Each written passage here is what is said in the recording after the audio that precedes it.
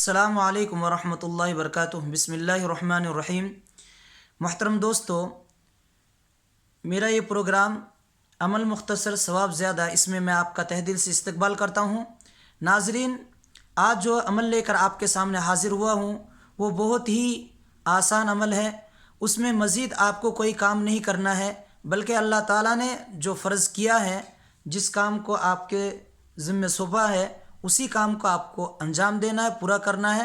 لیکن وقت پر اگر آپ کرتے ہیں تو اس پر اللہ تعالیٰ بے شمار ایک بہت ہی بڑا اجر دیتا ہے۔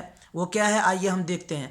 اللہ کے نبی صلی اللہ علیہ وسلم نے فرمایا، من صلی العشاء فی جماعت، جس نے عشاء کی نماز جماعت کے ساتھ پڑھی، کانا کا قیام نصف لیلۃ، تو گویا کہ اس نے آدھی رات تک نفل نماز پڑھنے کے برابر ثواب حاصل کر لیا۔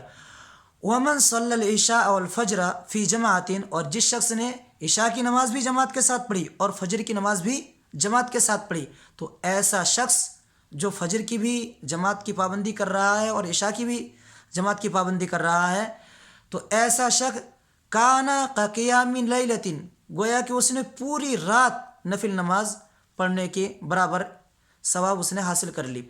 تو یہ روایت ابو داؤد میں 555 نمبر پر موجود ہے، صحیح سند کے ساتھ۔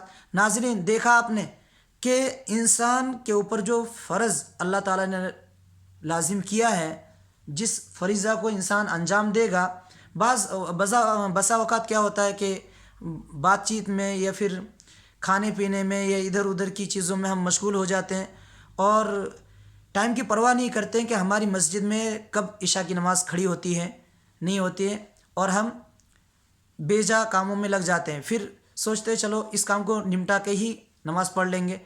تو دیکھیے، اگر ہم ایسے سوچ کر جماعت کو چھوڑ دیتے ہیں، اولاً تو جماعت کے ساتھ نماز پڑھنا یہ واجب ہے۔